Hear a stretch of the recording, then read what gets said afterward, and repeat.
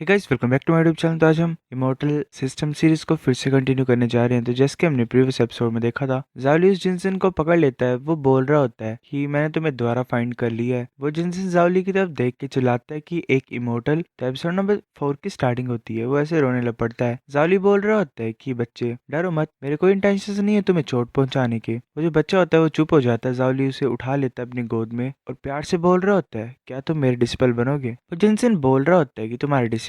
जावली बोल रहा होता है, अगर तुम मेरे डिसिपल बनोगे तो तुम इस माउंटेन में जैसे मर्जी तुम्हारा मन करे वैसे घूम सकते हो। तुम्हें किसी भी खतरे की चिंता नहीं करनी पड़ेगी। मैं काफी ज्यादा तुम्हें सीक्रेट्स बताऊंगा इमोर्टैलिटी को कल्टीवेट करने के लिए। तुम फिर कल्टीवेशन के रास्ते में चल सकते हो। क्या लगता है तुम्हें? जिनसन बोल रही होती है कि इमोर्टैलिटी को कल्टीवेट करना। वो फिर ग्रीट कर देता है जावली को अपने मास्टर की तरह। ऐसे फिर उसे 6 एलिक्सर लॉन्गिटिविटी मिल जाती है और 9 ट्रांसफॉर्मेशन ऑफ हेवंस हार्ट मिल जाता है, क्योंकि उसने जिनसिन को अपना डिसिपल एक्सेप्ट कर लिया होता है, जो कि उसकी चॉइस होती है। वो ऐसे हंस रहा होता है और बोलते हैं कि बहुत अच्छे डिसिपल, तुम ऐसे जिनसिन है जो 1000 साल बाद ट्रांसफॉर्म हो चुके हो। तो मैं तुम्हारा नाम जिनसिन चाइल्ड रख देता हूँ। मैं तुम्हें एक वेलकम गिफ्ट भी देता हूँ। मैं तुम्हें एक टेक्निक सिखाऊंगा जिसका नाम हेवनली आर्ट 9 ट्रांसफॉर्मेशन है। ये एक 3rd tyre high level technique है। जिनसिन बोल रही होती है कि मास्टर, अब ये हेवनली आर्ट 9 ट्रांसफॉर्मेशन क्या चीज है? जाली बोल रहा होता है कि तुम्हें पता लग जाएगा, अपने माइंड को रिलैक्स करो। वो अपनी फिंगर को उसके हेड के ऊपर रखता है और सारी इन्फॉर्मेशन को जिनसिन को बता देता है। जावली बोल रहा होता है, क्या तुम्हें फील हुआ जो मैंने स्क्रिप्चर्स तुम्हारे माइंड में डाले? जिनसिन बोल रहा होता है कि हाँ। फिर नेक्स्ट डे का सीन दिखाया जाता है। जावली बोल रहा होता है कि इस करेक्टर को ऐसे लिखते हैं, ये मतलब जिनसिन है इसका।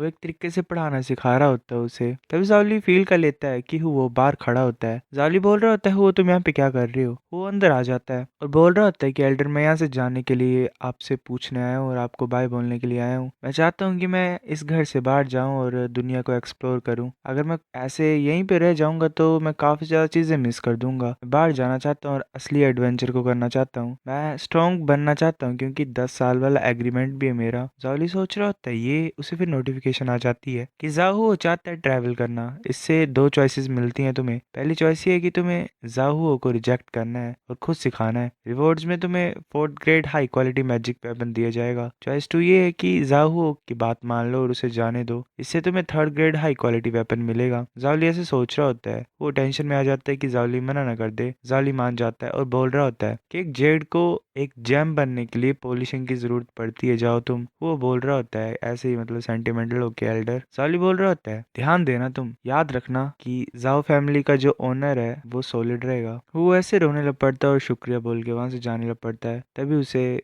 फिर 3rd grade high quality magic weapon मिल जाता है, अज़ुर ड्रैगन स्वॉर्ड। जावली सोच रहा होता है कि हर बर्ड्स एक ना एक दिन बड़ी होती हैं और उन्हें उड़ने के लिए जाना पड़ता ही है। जावली बोल रहा होता है कि मैं तुम्हें एक मैजिक वेपन देता हूँ। ये एक 3rd grade high quality magic weapon है, अज़ुर ड्रैगन स्वॉर्ड। अपने रास्ते में इसे यूज करना। वो शुक्रिया बोलता है। जावली बोल रहा होता है, हर चीजों पे ध्यान देना, काम करने से पहले सोचना तुम। फिर ऐसे हुआ वहां से चल पड़ता है लास्ट टाइम ग्रीट करके और बोल रहा होता है कि एल्डर, मैं तुम्हें जरा भी डिसअपॉइंट नहीं करूंगा।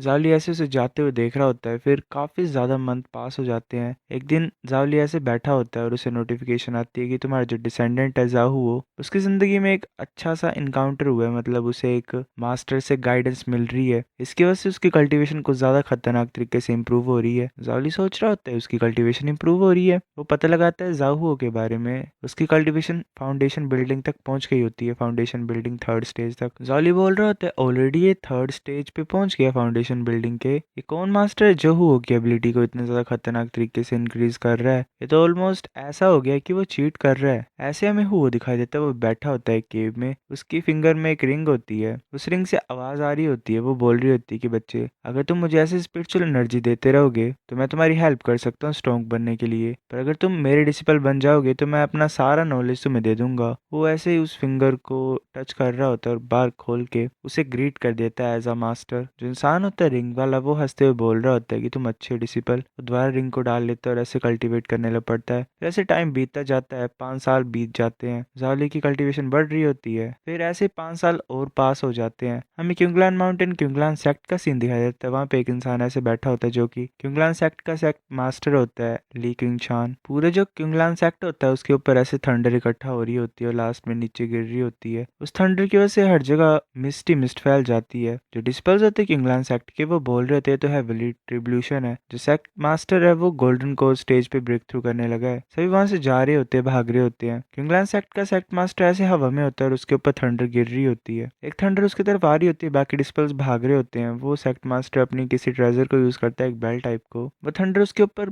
गिरती है पर उसे कुछ भी नहीं होता। वो सोच रहा होता है ये जितनी भी हेवन और अर्थ की एनर्जी है ये मेरी बॉडी के अंदर एंटर कर रही है। मेरा ओरा कुछ खतरनाक तरीके से राइज कर रहा है। फाइनली गोल्डन कोर स्टेज तक पहुंच गया। मैं फाइनली सक्सेसफुल रहा अपनी ट्रिब्यूलेशन के टाइम पे। फिर ऐसे थंडर गायब हो जाती है, वो नीचे आ जाता है। उसके डिस्पल्स उसे ग्रीट कर रहे होते हैं ऐसे कि कॉन्ग्रेचुलेशन, आप गोल्डन कोर स्टेज तक पहुंच गए। वहाँ पे हमें नालन यून भी दिखाई देती है। वो बोल रही होती है कि कॉन्ग्रेचुलेशन मास्टर, तुमने हेवनली ट्रिब्यूलेशन को पास किया और तुम गोल्डन स्टेज कोर पे पहुंच गए हो, गोल्डन कोर स्टेज के ऊपर। सेक्ट मास्टर बोल रहे होते यूनर, मैंने सुना कि कुछ साल पहले तुम जाय फैमिली के पास गए थे एंगेजमेंट को तोड़ने के लिए। यून पूरी सिचुएशन को याद कर रही होती है कि क्या क्या हुआ होता है वहाँ पे, और बोल रही होती है मास्टर हाँ, मैंने 10 साल का एक कॉन्ट्रैक्ट भी किया था उस इंसान के साथ, जाहुओ के साथ। वो एक आम सा इंसान है, वो कुछ नहीं कर सकता मेरे सामने। सेक्ट मास्टर बोल रहा होता है कि तुम्हारा एटीट्यूड सही है। फिर हमें जाय फैमिली के रेयर माउंटेन का सीन दिखाया था। जावलिया से बैठा होता है, उसे ऐसे ही मैसेज आता है कि कॉन्ग्रेचुलेशन होस्ट, तुम्हारे जो डिसेंडेंट है वो 1000 हो गए हैं और इसी वजह से तुम्हें रिवॉर्ड दिया जाता है एक जिनसिन फ्रूट ट्री का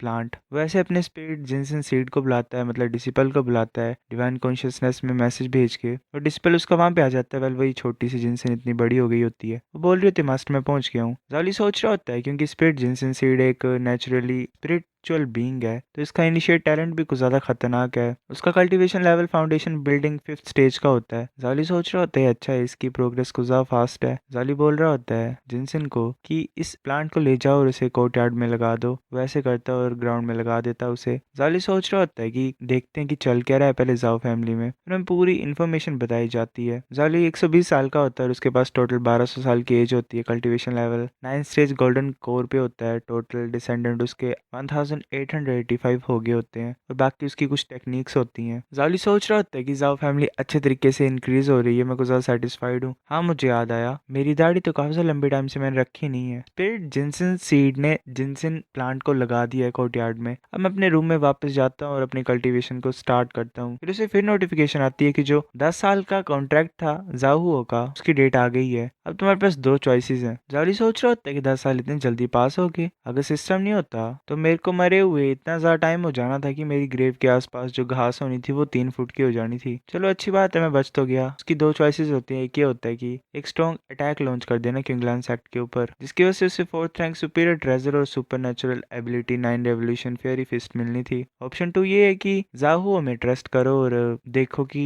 तुम्हारे डिसेंडेंट ने कितनी ज्यादा पावर पाई है। चुप के रहो और अपने आप को रिवील मत करो, इससे तुम्हें super natural ability sword coming मिलेगी। वैसे देख रहा था जाहुओ की स्क्रीन को। जाहुओ का cultivation level foundation building 6 stage का होता है और उसके पास भी काफी ज्यादा मार्शल आर्ट्स होते हैं। जाली सोच रहा होता है कि हुओ ने काफी ज्यादा अच्छी प्रोग्रेस की है। अगर ऐसी बात है तो मैं चॉइस 2 को चूज करता हूँ। वैसे चॉइस 2 को चूज कर लेता है और उसे sword coming super natural ability मिलती है। फिर हमें क्यूंगलांस एक्ट के ऐसे फाइटिंग ग्राउंड्स का सीन दिखाया जाता है। हुओ और यून एक दूसरे के सामने होते हैं। यून ऐसे वहां पहुंच जाती है और ऐसे एटीट्यूड सा दिखा रही होती है। वो बोल रहा होता है कि जाओ फैमिली का जाओ हुओ यहाँ पे कॉन्ट्रैक्ट को फुलफिल करने के लिए आया है। इन 10 सालों में मैं ऑलरेडी एक स्ट्रॉन्ग इंसान बन चुका हूँ। बाकी डिस्पल्स देख रहे होते हुए की तरफ। यून बोल रही होती है कि जाओ हुओ तुम्हारा टैलेंट इतना भी कुछ खास नहीं था, ऐसे बेमतलब की गलत सोचे मत रखो कि तुम इम्प्रूव कर पाए हो। आज मैं क्यूंगलांस एक्ट के ओनर को जरा भी खराब नहीं कर सकती हूँ। आज के दिन तुम्हें मरना होगा। वो स्वॉर्ड को लेके आगे की तरफ आ रही होती है अटैक करने के लिए। वो अपनी टेक्निक्स का एक लीविंग स्वॉर्ड टेक्निक को यूज करती है। वो कुछ भी नहीं कर रहा होता, फिर वो एकदम से अपनी स्वॉर्ड को निकालता है और यून की स्वॉर्ड को रोक देता है। यून बोल रही होती है फाउंडेशन बिल्डिंग 6 स्टेज।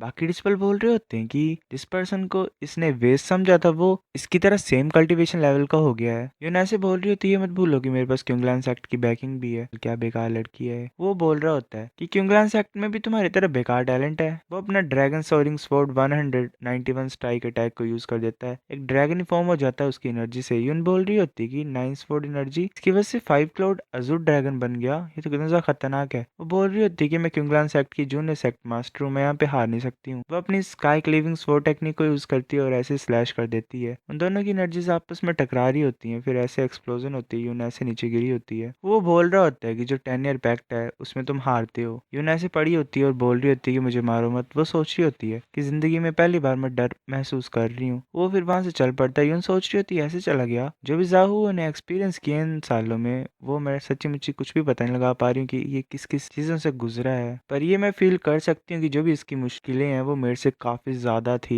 फिर ऐसे वो रोने लग पड़ती है। वो खुद भी श्योर नहीं होती है कि ये शर्म के आंसू थे या फिर उसे रिग्रेट हो रहा था। तभी डिसिपल्स हुओ को रोकने लग पड़ते हैं। एक बोल रहा होता है, यंग मैन, तुमने हमारे जूनियर सेक्ट मास्टर को इंसल्ट किया, तुम ऐसे कैसे जा सकते हो? अगर तुम यहाँ चले जाओगे यहाँ से आज, तो हमारी क्योंगलान सेक्ट की रेपुटेशन खराब हो जाएगी। दूसरा बोल रहा होता है कि अगर न्यूज ये फैल गई तो हमारा क्योंगलान सेक्ट कैसे सरवाइव कर पाएगा? जो आम लोग होते हैं उन्हें इनोसेंट मान सकते हैं, पर तुम इमोर्टल के रास्ते पे चल सके हो, मतलब इमोर्टल के रास्तों पे चल पड़े हो, तो गलती है तुम्हारी ये। सो गाइस, ये एपिसोड इतना था। नेक्स्ट लाता हूँ कुछ दिनों में, तब तक बाय।